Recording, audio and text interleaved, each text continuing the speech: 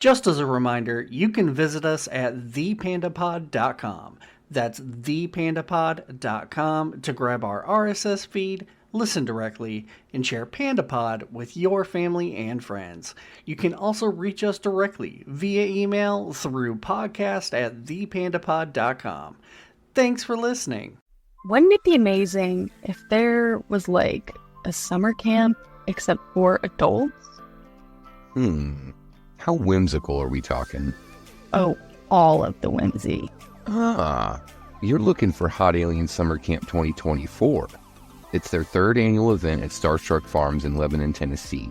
You just come with an open heart to embrace a magical weekend. There's live entertainment, energy healing, art, and all kinds of workshops. And I heard Karen Rontowski and Ryan Singer are returning once again to grace the stage with some cosmic comedy. Also, look forward to live music and the Makers Market, where you'll find handmade, consciously created art to pique all of your whimsical curiosities. Visit the website at hotaliensummercamp.com, where pre-sale tickets are live now. There's lots to discover on the website, including past events, an email newsletter, and a lively Discord community. And don't forget to check out the Alien Auction, where goodies and readings will be up for bidding. The auction starts March 24th and culminates with an all-day live stream event on March 31st. So I'll be seeing you August 8th through 11th at Hot Alien Summer Camp. Namaste! Stay tuned after the episode for more information.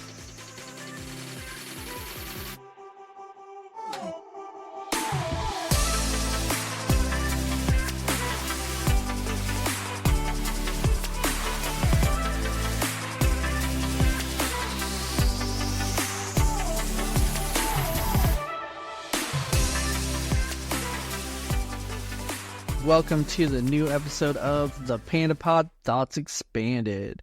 As per usual, we've got Jeff and Rab with me here today. Hello. Hey there. And today we're going to talk a little bit about capitalism, what we think capitalism is, what we do and don't like about capitalism, and what the actual definition of capitalism is. So This is us not doing any research, just having a chatty chat.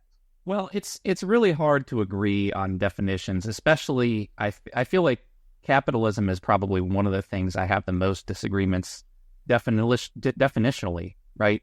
And they manifest as, arguments that are more serious than that. But it seems like a lot of people are confused as to what it is, at least from my perspective. Well, why don't you head us off? What's your definition of capitalism, and what's your do and don'ts? Well, I think honestly, I'll just try to stick to a definition. And what I think it is a economic system where a few people are able to take profit from like regular transactions, and those people are called capitalists, and the profit accumulates into capital, which they can, theoretically reinvest into improving that process in some way. And for me, that's about it. Jeff, what do you think capitalism is? When I hear someone say capitalism, the first thing that pops into my head is an economic system where greed is kind of the central point. Like, the point is to make profit. The point is to find a market that you can exploit and exploit it to the greatest extent possible to make the most profit possible. That's what I think of when I think of capitalism. My thoughts on it are, I think capitalism is a system of economics in which people who own capital So that could be capital in a company in forms of stocks. That could be capital in terms of real estate. That could be capital in terms of monopolizing a specific area of our economy, and then making it as difficult as possible for other people to do the exact same thing. So rewarding shareholders, rewarding the accumulation and growth of wealth to the detriment of everything else. So to me, it sounds like we agree, except for maybe on like what exactly is capital. I mean, it sounds like we all said that it's about accumulation to some degree, right? Yeah, definitely. Oh, accumulation of what is obviously the next question, right? I mean, in my mind, like just from a definitional perspective, right? It's inherently capital that they're accumulating, right? I mean, with me so far, right? Yep. Yeah. So then the question is, what exactly is capital? And I mean, I'm guessing you guys probably agree that the people who do this are called capitalists, right? Sure. Yeah. I mean, that's pretty simple. So I mean, I think that the best way to, I was trying to think of it today about how I would approach like trying to define this, and I think that there is a tendency to try to define it against what might come after it. But I think that the most useful way to try to define it, if you're trying to compare it to things, is to compare it to what came before it. And what I think that came before capitalism was a system where people mostly lived in cooperation, but they also really could not invest anything back very easily because there wasn't these massive pools of capital to use to like make processes more efficient and what have you. What specific type of processes? I mean, like, what I'm saying is that prior to capitalism, like if you project really, really, really far back, right, and you just imagine people living in like a cave, right, and essentially they're hunter-gatherers, and maybe one of them makes an improvement on some process, like how to sharpen a knife better or whatever, right, over the course of a lifetime, and they're probably not like learning all that fast about how to do things that they're doing every day better. You're thinking about like Ford making yeah. I mean, people have effectively capital. The reason society made capitalism is because it was like almost like a need to have these massive pools of wealth sitting around to invest back. Theoretically, obviously, whether that happens or not is another question. But I mean, at least at the beginning, capitalism, when it kind of emerged onto the scene in like the 1800s, was really doing a lot of investing back into the process and making factories and all that stuff, like figuring out how to make goods as efficiently as possible.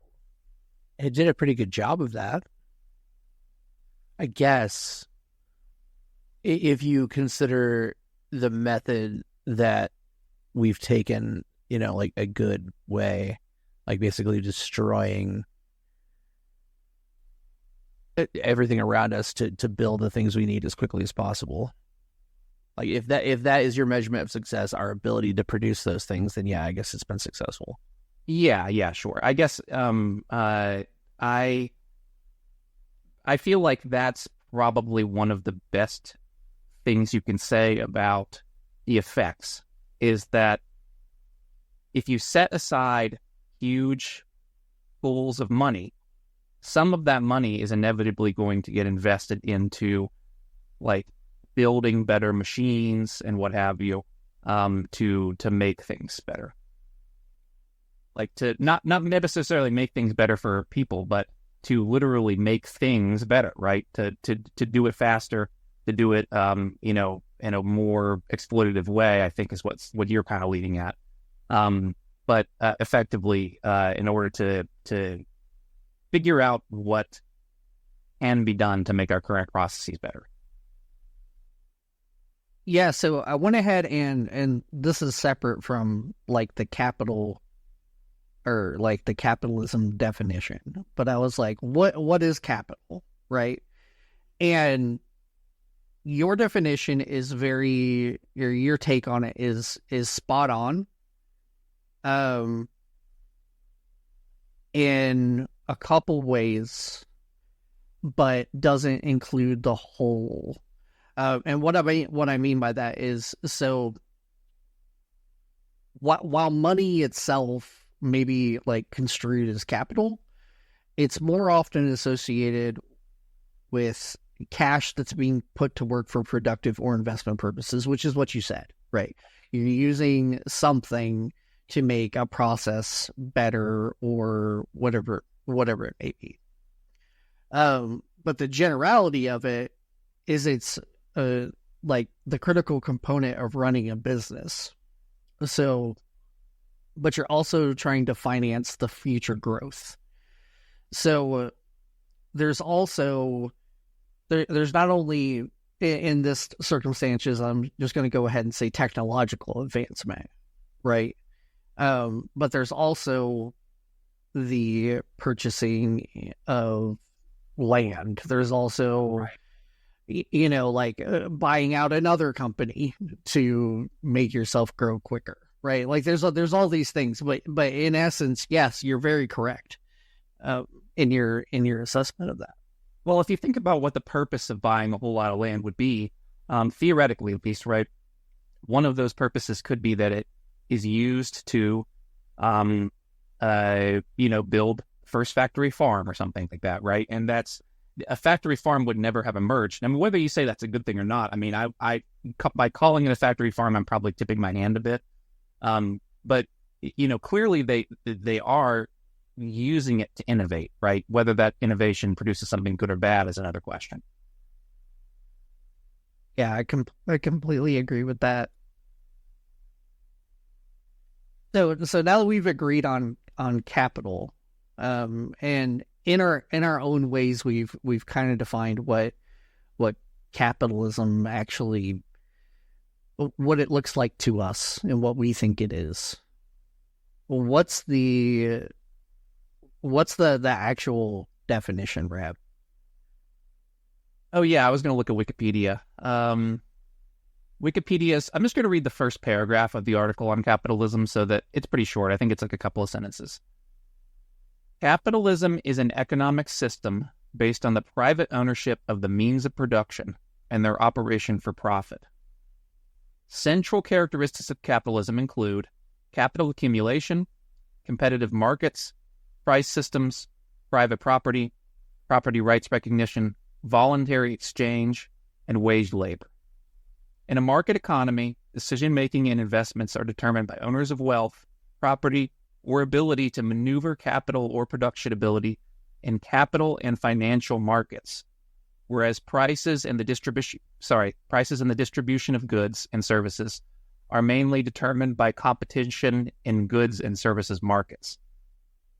The last sentence was a little bit strange. I mean, didn't resonate a whole lot with me, but the first two I feel I think that was specifically trying to call out like stocks, right? Like the entire stock system and like bonds and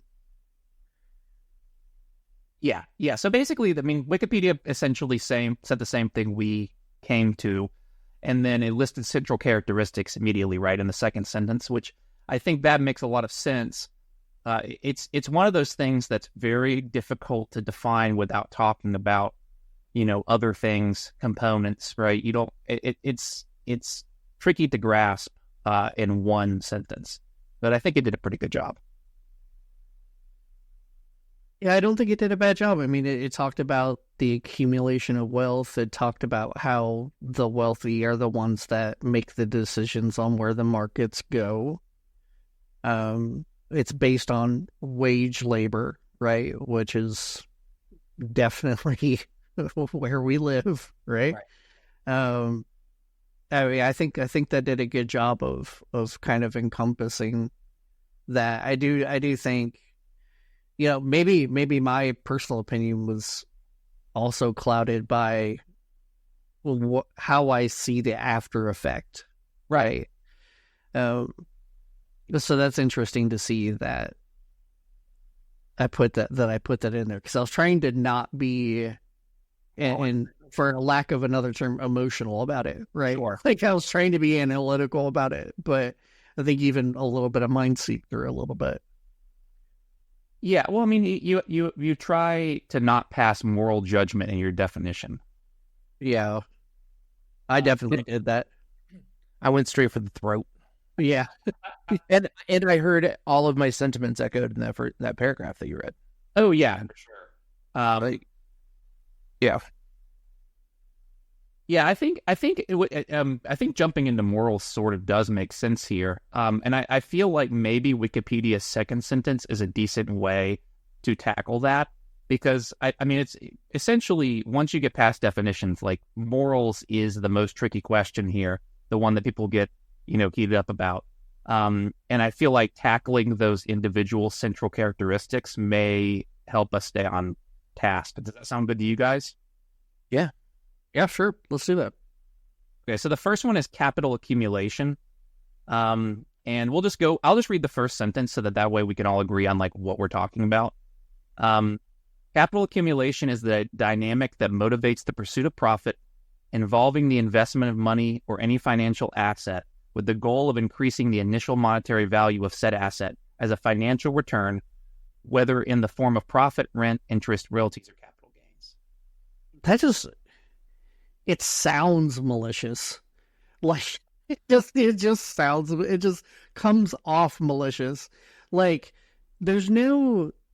I don't think there's an issue with making sure that you've done everything you can to really be in a proper state, right? Like the idea of accumulating as much as you can to make sure that you're better off in some future scenario, I don't think is bad.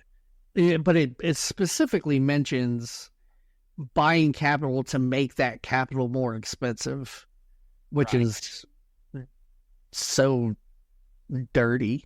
Increasing the initial monetary value of said asset. So I guess, yeah, that's the idea. But assetizing something, right? And then trying to invest money into it to make it worth more. That's what capital accumulation is. That makes sense. It took your reaction to it for me to realize that.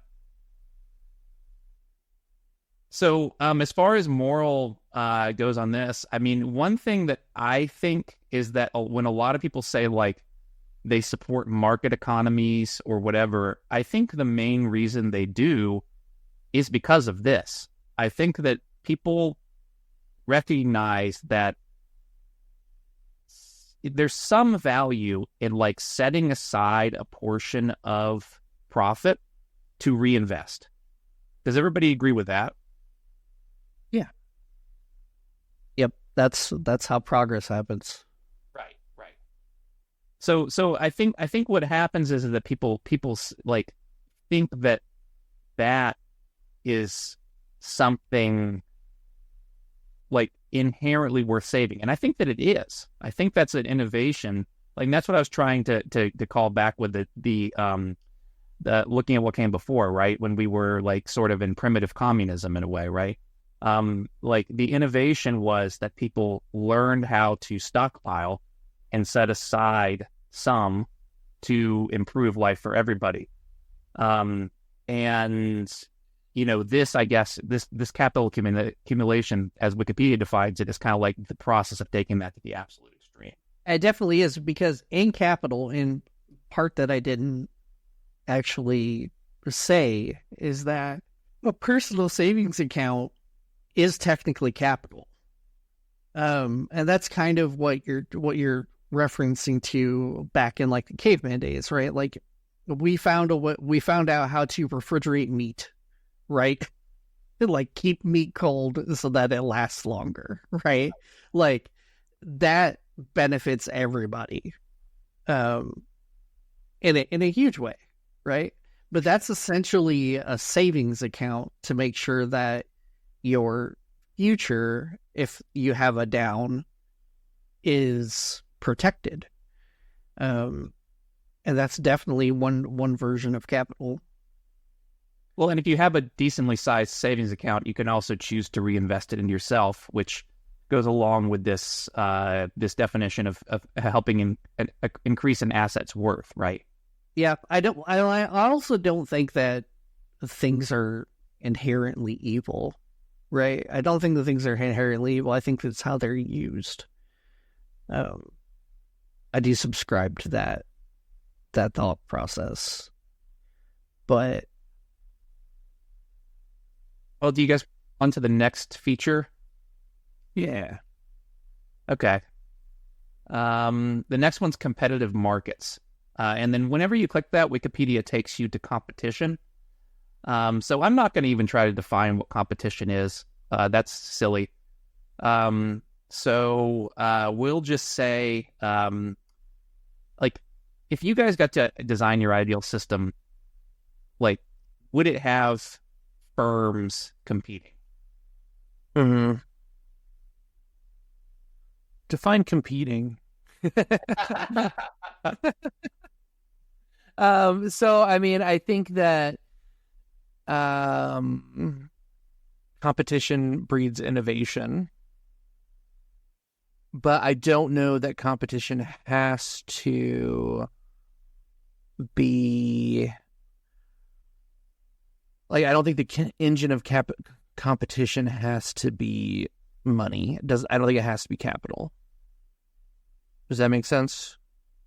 Yeah, somewhat. So what would you think? Like, what would you imagine two businesses competing to be, if not to make the most money? I don't know. Idealistically, just people who want to create the best product possible.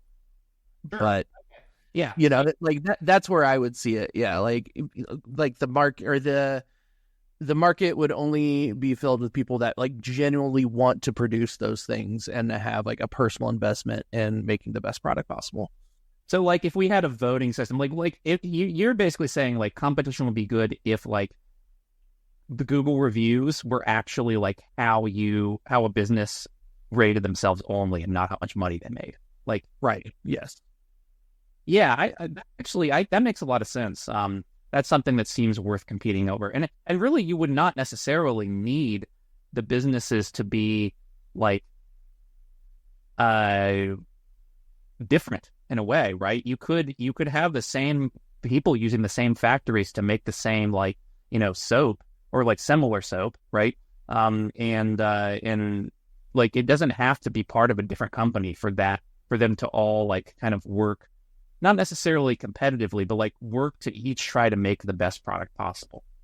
Right. And that is explicitly against the idea of capitalism, the idea of like sharing your like property or equipment or whatever. Like the idea behind capitalism is that you as an independent creator are like responsible for that like intellectual property, I guess, for those things. Well, also literally the owning factories. I mean, that's part right. of it. Yeah. If right. you own a factory, if you own the equipment, you therefore automatically deserve a cut of the profits just from that. Right. I think in my ideal system, like property wouldn't really be something that was owned. I don't know how that looks. Sure.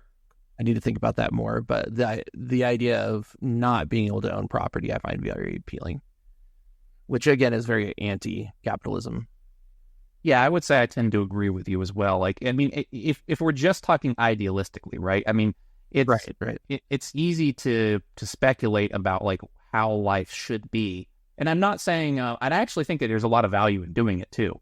I just also it's I think there's different quadrants where disagreements can come, and I think this is probably one where most people are in agreement. Like they really would like to see life better for the majority of people, and like I think most people kind of agree about what that is. Like, people are like trying to economically dominate one another, and like you can. I feel like property. I feel like the evidence has been borne out that property forces people to do that. Right. Yeah. Well, I would say to kind of piggyback off of this, I don't think a system works, any system, unless you can hijack a human trait that goes along with it. I don't think systems work on themselves without having a driving, motivating factor to them.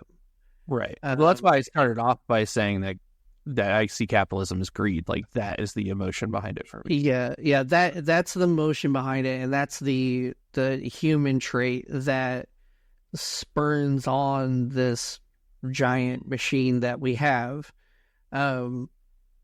I think that, and you said that like competition's good, but the competition's only good in the form of people just trying to do the best thing that they can, and I would love that. I would love everybody to just pour themselves into their passions, and we'd still be able to do everything that we'd still be able to make all of the advancements that we did. But altruism is such a tricky human trait. The drive of selfishness is so powerful in people that, and I'm not saying that there aren't people who are just completely altruistic. They give the last thread of their sock to somebody because they needed it more. And I think there's gigantic value in that. But I don't think it's a strong enough driving force to latch on to specifically capitalism because of its definition. Yeah, I think that's an interesting thought, and I also think like you don't necessarily have to. I think the reason that greed was easily latched onto is because it's so close to like the prime directive of life, like self-preservation, Right. and I feel like there's nothing saying that you can't flip self-preservation from like personal greed to like essentially greed, but it applies to all of society, and therefore it's not greed, right? It's more like altruism. Yeah, and it's not easy for people to switch from, it's a train track, right? And you have the switch to go left and you have the switch to go right. And most people aren't in a position where they're able to flip the switch to altruism. Sure. And the reason why that's become apparent to me personally is I've attempted to make that change in my life, but I'm at a point where I can do that. Right.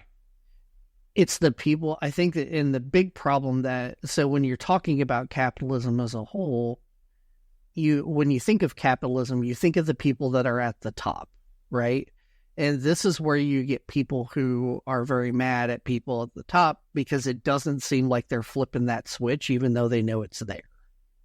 Sure. Or to what degree should they flip the switch because it's there, right? There is that self-preservation and there isn't anything wrong with it. But where's that limit where you're detrimenting the rest of the society because you're refusing to push the lever far enough to get people to leave you alone, right?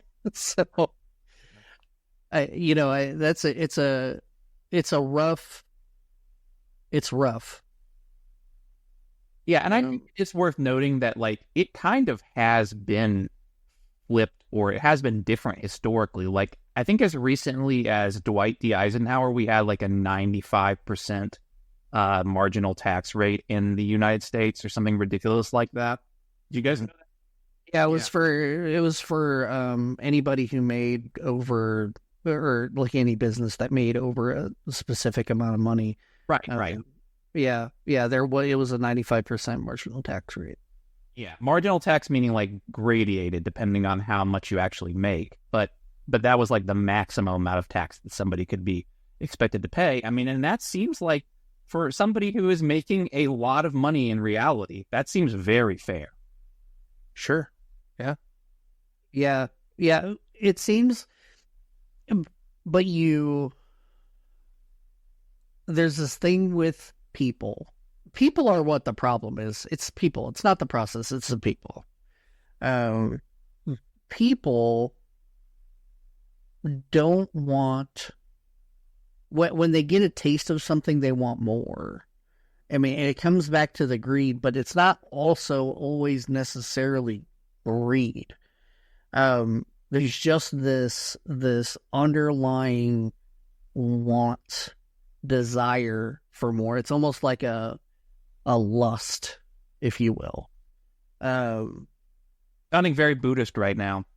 Yeah. I know I'm in the zone right now. I'm in a very particular zone at the moment. But yeah, it's very Seven Deadly Sins adjacent.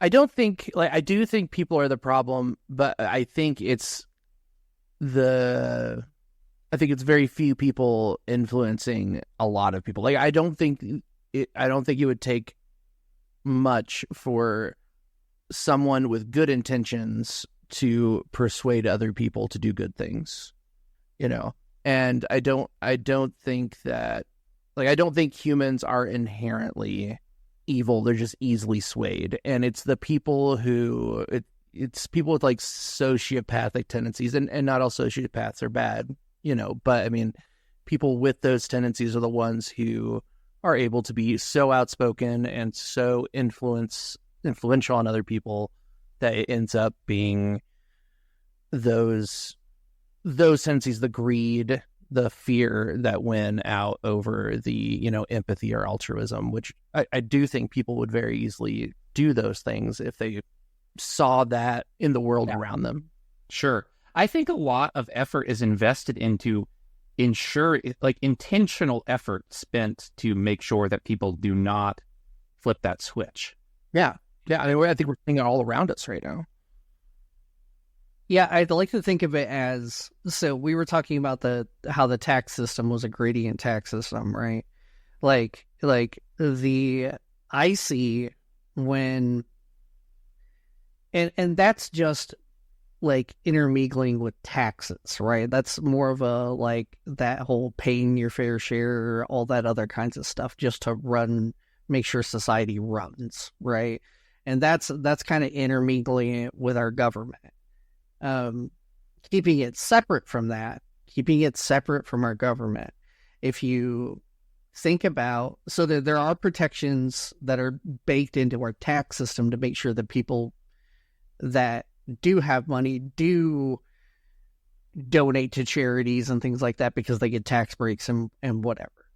But if you took a look at the amount of money that people, regardless of what their reason is, donate to charity, and there's somebody who are at the top, like, percent of capital, right? So take the people that are at 1% of capital. They don't have a marginal way in which they give to their community or to the country or a country or to each other or whatever the case may be, but it winds up looking like the inverse of a marginal tax system. They do give, and I'm sure all of them give, but the percentage in which they do starts out extremely low, right, in comparison to what they have. In comparison to what they have. Well, yeah, in comparison to what they're investing back into literally just them personally having more money next year. Yeah. And that's, and, like trying to keep the government out of it, which is difficult because when you think of capitalism, you also think of America. Like that's just kind of how it goes. So trying to keep those two things separate is really important, I think, in this particular conversation, but is something that we can talk about later, I think.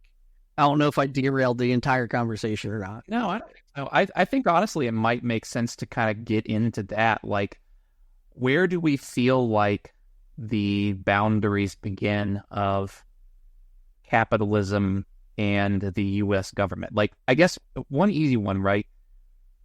I believe that there are not any actual powers on this earth, as far as countries are concerned, that are not capitalist in one way, shape, or form. I'd agree with that. Yeah, I mean, they all sell something to some other country to make sure their people are provided for.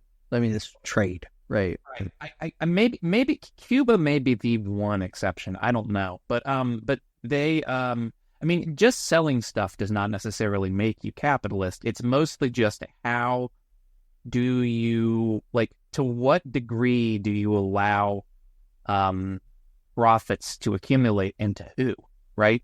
Like, that's how I see it. I feel like if society as a whole is actually controlling where the profits go, then it's not capitalism, right?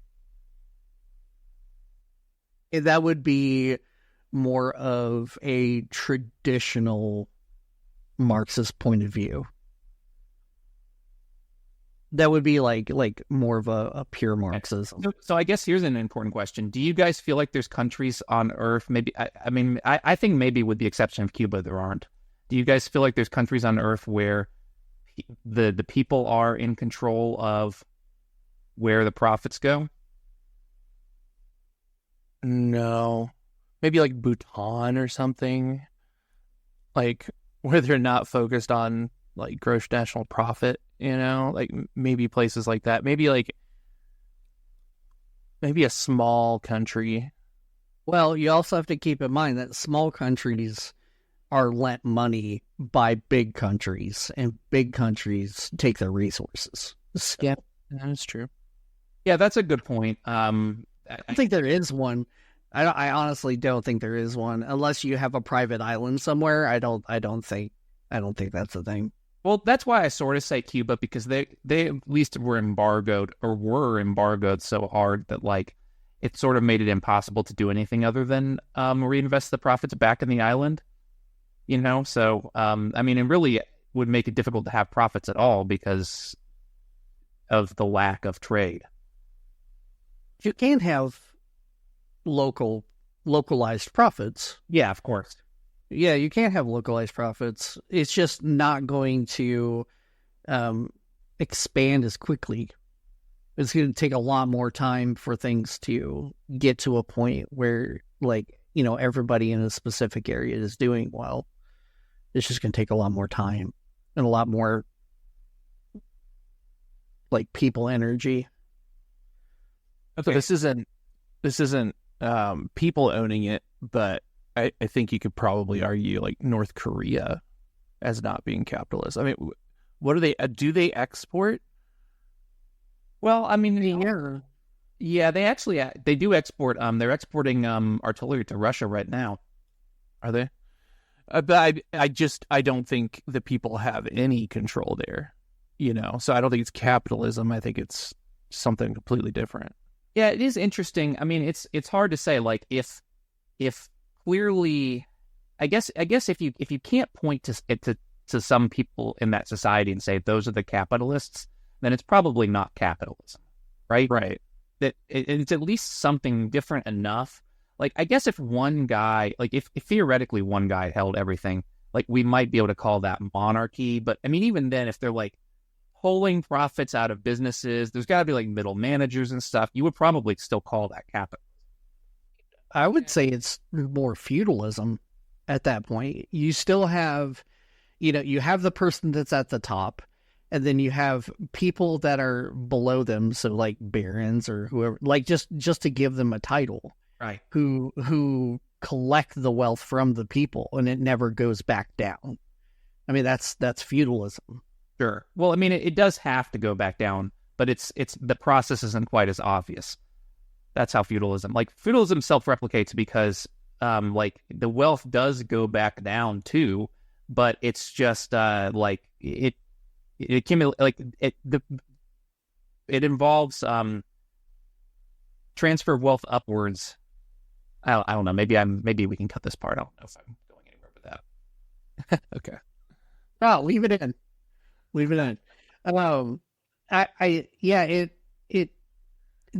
Some money does stay on the ground, but it stays on the ground because of what I would say the artist, because of the artist class, right? So the people who have the money, they give the money to the artist class, and then the artist class spends that money on things that they need, which in then turn allows the person at the top to collect the taxes. It's just circular, but it's circular in a very specific way.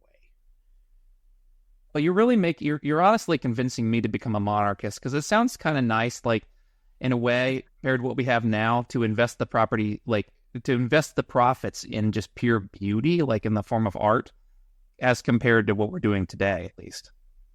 I mean, think about it. I mean, all the kings of old, their castles and their clothing and the paintings and the sculptures and the banquets and the all rooms, and it's all entertainment, and that's all handled by artists. And so, but then you have artists that go out and they get some land and they need to hire people and they got to buy food and they got to do all that stuff, and the money just goes right back down again. Okay, yeah, that makes sense. That explains where I was going with that. Thanks for picking up the torch. You're very welcome.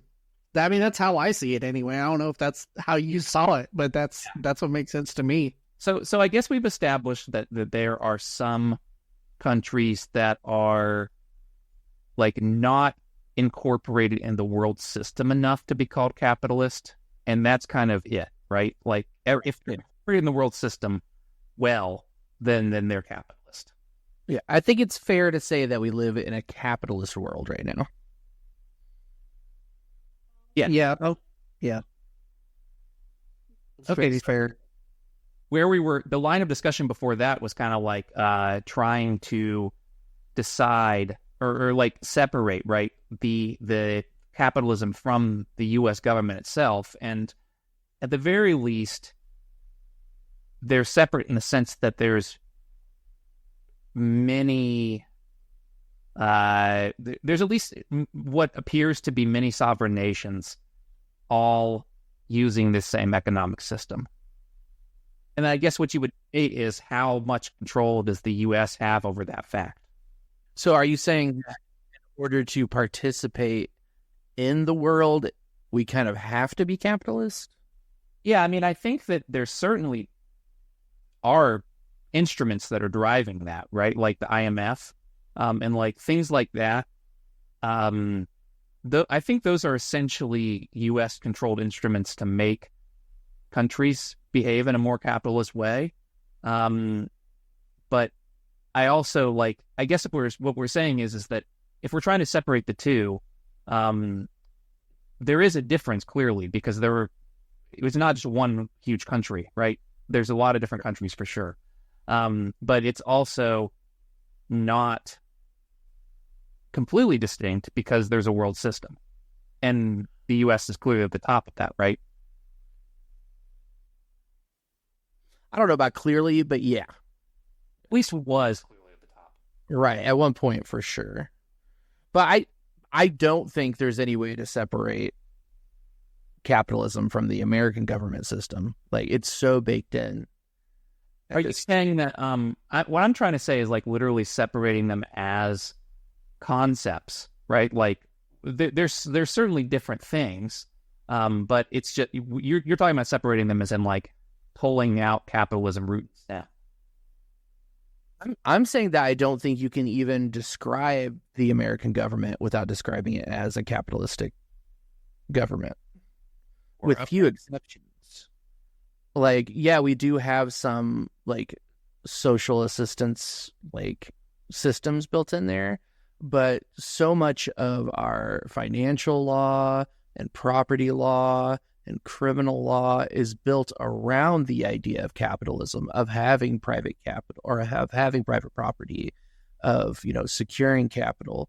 Like, so many of our laws are built around that I don't think you can currently separate the two in any meaningful way. I think, yeah, I just want to say, I think an important distinction or aside that needs to happen here is to your point, Jeff. I don't think that the current capitalist system as it stands could be removed for our government and is not an intrinsic part of our government now. I do think the same way that, you know, we think of communism, right? We think of some people think of communism in the ideal, and some people think of communism as in the real world example, right? And I think we can do the same thing with capitalism, in where America is the real world example of capitalism. Whereas the ideal of capitalism and having markets play against each other and having there be competition for technological growth and all of these other kinds of things are if it was standalone and it was free market, right, which is something that you hear people talk about, is this whole free market concept where the government stays out of business and just lets the economy do what it wants to do. That's an idealistic way of looking at capitalism, because in its ideal, it would work extremely well, and everybody would just essentially have their own business and be extremely profitable, and there would just be money everywhere. But I don't think that's true. Like, I think from the very inception of capitalism, there's no way that could be the end result of it. Like, I don't think the idea that everyone, you know, is making bank and having their own like business or something is built in there. It's a few people doing that, right, and benefiting from the labor of the people underneath them, with the purpose being paying them as little as possible and making as much profit as possible to then turn around and put it into something else. Like, I don't think you can take that system and make it into a like working system. Right, even a philosophically ideal system of some kind. I just don't see how you could do it. It is and that's the same argument that people make with communism. Yeah, right? absolutely. It's the same argument. Like, there's a difference between something being a thought experiment and something being something that you can actually put into practice. And that's kind of where I was going. Right, but I think that's where you have to go back to what are the like root human characteristics that drive those systems. And I think with communism or with capitalism, again, that's greed and to an extent fear, which is the fear of not having what you need in the future and the fear of failing. And I think the idea behind communism is more based on, like you said, altruism, and I would say empathy, like the idea of, you know, you're doing it for the benefit of everyone around you, because if everyone around you is benefiting, then you are in a better position as well, you know. But I mean, obviously, both of those things are like the ideals of those, but I just think the ideas of communism are not as icky. Yeah, it's definitely not as icky. Like, it's 100% not as icky. I completely agree with you. Like, I 100% agree with you. I don't think capitalism as its most best way is something that would exist in the world, and I definitely don't think that people, as especially with groups, have the ability to make communism actually work. I don't think that they're doable. Well, I mean, I feel like the main thing is that one of the things that Jeff was saying that I think is really stuck out to me is that the stated ideals of capitalism, which is what you were talking about, Wiggy, like with the like everybody is rich and all that stuff, right? Those logically cannot be borne out. Like it's demonstrably false as well, like based on what we've seen. Yeah, 100%. 1,000%. I agree with you. Yeah, I mean, I think where some debate comes and why the term communism is very loaded. Like we probably ought to have another episode to just try to define that. I think For sure. There's really have a interesting debate around like, has that been borne out or had a fair shot, right? That's really, I think, where like disagreement over capitalism versus communism comes from. Right, yeah, because we've had the chance to see capitalism fail, but we don't know for sure what capitalism could do because it's never gotten a fair shot. Well, I assume it has gotten a fair shot. We can discuss whether it has or not on another episode for sure. Yeah, I mean that's a contentious question that I think we could spend an entire episode on that question. 1,000%. But then we'll do one on fascism just to round out the. I don't got anything good to say about fascism. But is fascism even an economic system? It is.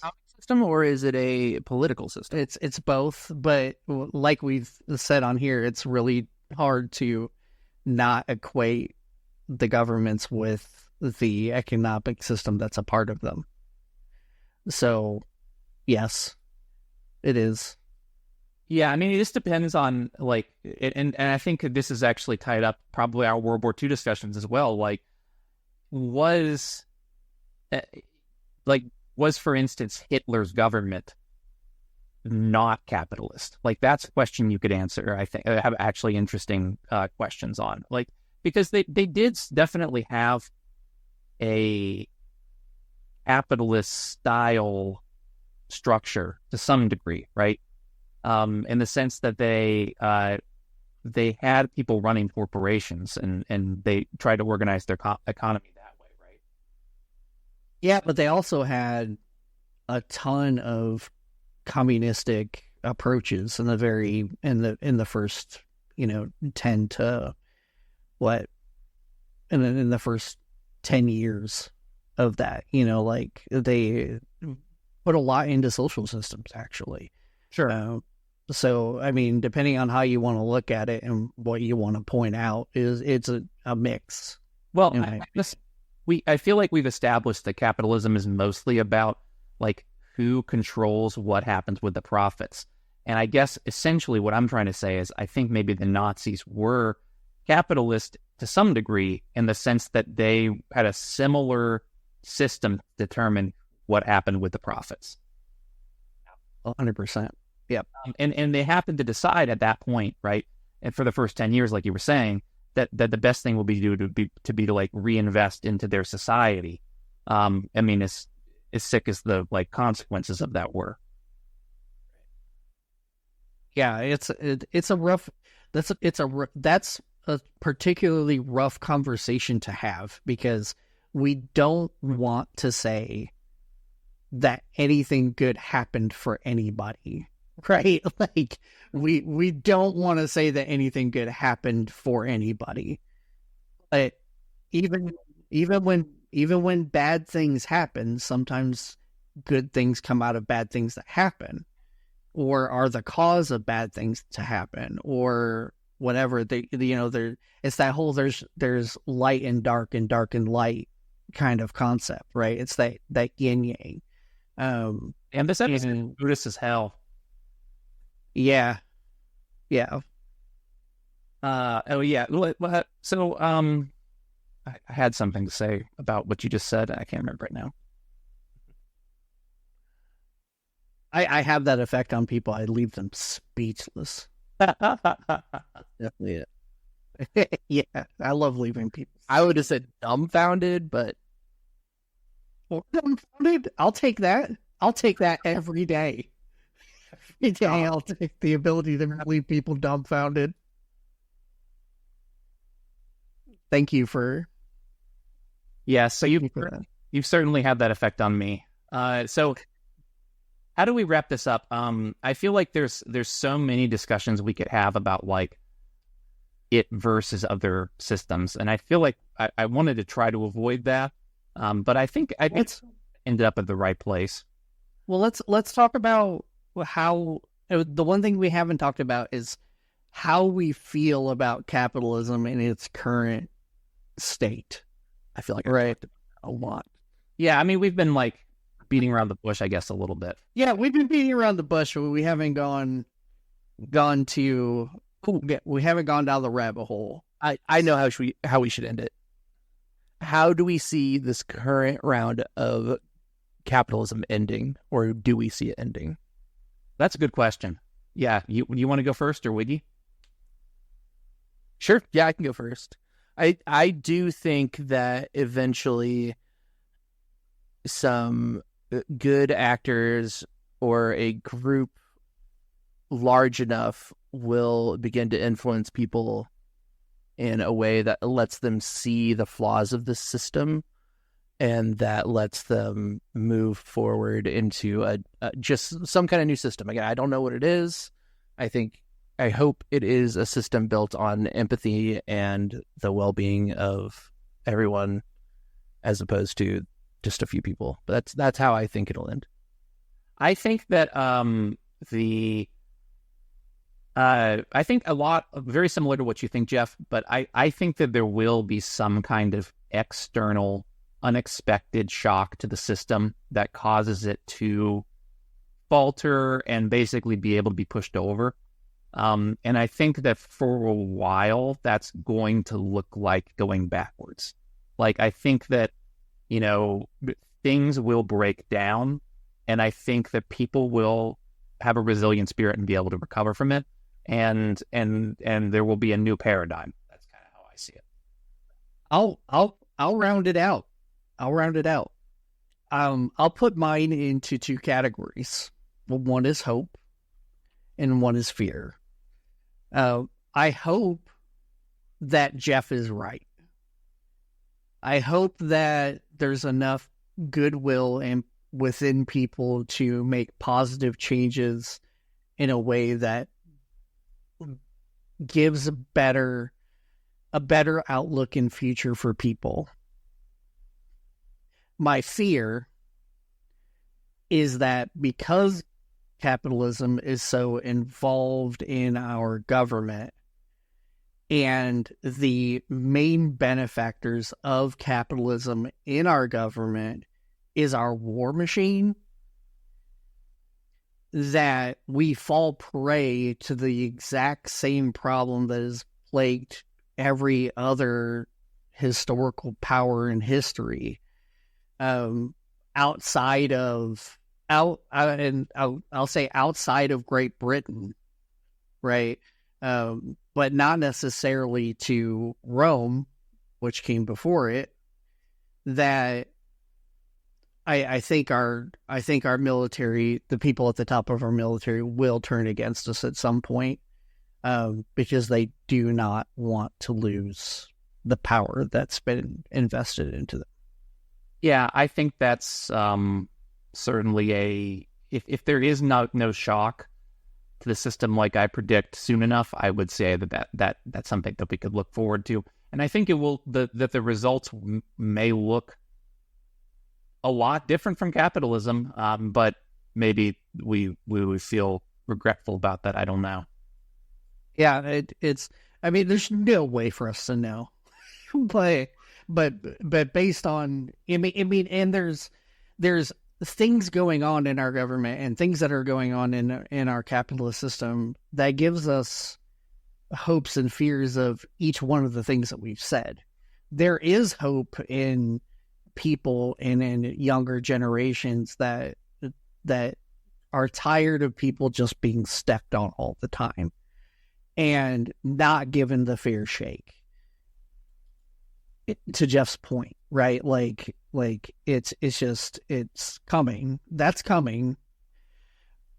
I don't know how powerful it's going to be. That's the question, right? Is it powerful enough to actually make the change that we need to before either, something happens to where like we lose the dollar is the world's currency, and that causes a giant ripple, like Rab's saying, or whether or not the people who are in power use their power to make sure that they stay in power ultimately.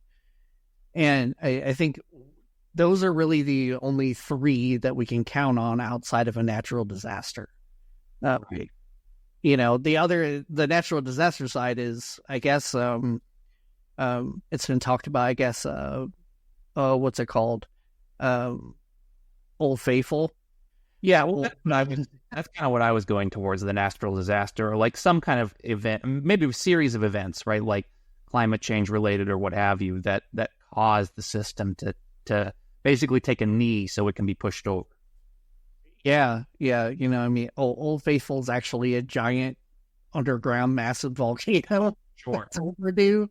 So that's a possibility. There's always asteroids and all that kinds of stuff. There's so much, just the slow climate changes and whatever. I think those are really the four options that we have to look forward to. And really only one of those is happy.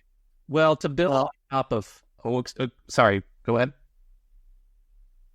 Well, I would say that I just want to say that on that happy one, I am seeing a lot of people in my social circles who are seeing the absurd parts of capitalism that they have to interact with on a daily basis and are simply saying, that's ridiculous, I'm not going to do that. They're just not participating in those. And I think I see that spreading larger and larger, and I think I hope eventually that wins out.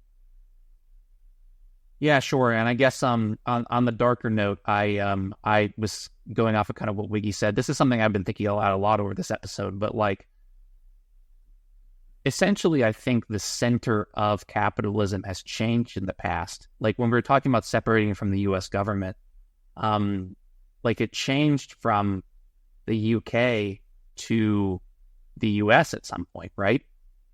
Sure. So, I mean, it could still make one more jump before it's like destroyed as a world system. True. What was it called? The Industrial Revolution is really like the kicker, right? And that happened in Europe. So right. I mean, basically, it was in England first. Well, I mean, England being the center of capitalism, like London being the center of it, I guess. I feel like it's moved. Maybe you could say that London was less the center of it back then than the U.S. is now, but certainly the center has moved. Sure. So the center could move again, and I think the only logical place is China. So that is one option we could see as well. You could see you could see it in India too. Yeah, that's true. It could be, India as well. That's a good point. Yeah, that is a really good point. So, I mean, one of those two could become the new world headquarters of global capitalism, and people would see life change a lot. In the U.S., it might go down any of those paths, but it would not be in a situation where the U.S. is still like on the receiving end of all the benefits. So things would probably get very, very bad if that happened. Knocking on wood right now. I'll knock on some wood too. I think the best option is, if you really ask what my ideal is, like my favorite option of ideal, is the combination of capitalism with an actual social democracy, right? Like giving people the tools necessary to tweak the economy the way that it should be without having all the power rested in like our current form. Right. Right. Like that's and maybe that makes me a centrist now. I don't even fucking know anymore. but like that's how I see it. The good way to pivot that allows actual progressive growth over time in a way that doesn't completely shock the system down to nothing and put everybody out of a way to take care of themselves while still maintaining positive good over time. Yeah. I mean, I agree with you. I think that we could probably make a whole other episode over like the question of like, is it too late for that? Like, what opportunities have been foreclosed on us? And I think there's a strong argument to be made that the opportunity for like Marxist socialism has been foreclosed on us, right? So I think that could be an interesting episode in and of itself, talking about what possibilities were already denied in a way. Yeah, I've got a lot of thoughts on that. We can do another one on that. All right, so do we have any other thoughts on this particular meeting that we want to share? I think for the time being, my thoughts have been fully expanded. 100% expansion here for sure. Yeah, there's so much expansion. So much expansion.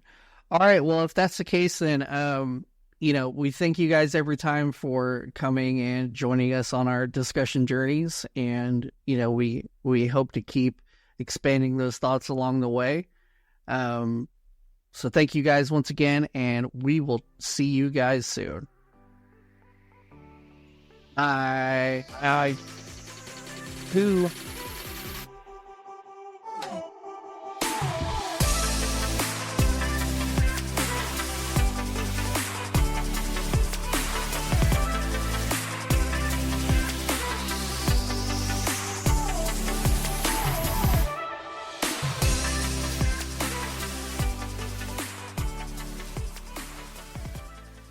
Ever felt like you're wandering through a world that doesn't quite fit? Like you're a square peg being nudged into a round hole? Maybe you've caught yourself gazing up at the stars, pondering the mysteries that seem to slip through the fingers of conventional wisdom. Do esoteric beliefs resonate with you more than everyday chatter? Is there a voice inside you whispering that there's infinitely more to this universe than what meets our 3D eyes? If any of this sounds familiar, if any of these questions stir something deep within you, then you might just be the alien we're looking for. This isn't about being from another planet. It's about feeling like you're out of place in this one. It's about believing in the extraordinary, the spaces between. So tell us, do you feel that call, that pull towards something, somewhere that defies the ordinary? If so, welcome. Your mothership, Hot Alien Summer Camp, is calling you home. Are you ready to answer that call? To step into a space where your unique beliefs aren't just accepted but celebrated? Imagine a place where the extraordinary is the norm and the mysteries of the cosmos are the evening's main topic of discussion. A retreat where every workshop, every activity, and every shared meal is an opportunity to explore what lies beyond our conventional 3D experience. Did you find yourself nodding along just then? Feeling that spark of excitement at the thought of connecting with others who share your curiosity for the unknown? Then it's no coincidence you're hearing this right now. This is your invitation to join us, to become a part of a community that doesn't just ask the big questions, but revels in them. And what's a gathering of aliens without a little interstellar entertainment? Prepare to laugh with beings who understand your humor, as we bring you live comedy from cosmic minds of Ryan Singer and paranormal Karen Rontowski. Their insights and wit are as boundless as the universe, promising an experience that's as enlightening as it is hilarious. So, if you're ready to leave behind the world of round holes for a place where every square peg finds its place, a Hot Alien Summer Camp awaits. From August 8th through 11th in Lebanon, Tennessee, we're not just creating a retreat, we're forming a constellation of like-minded souls, each shining their unique light. Are you one of us?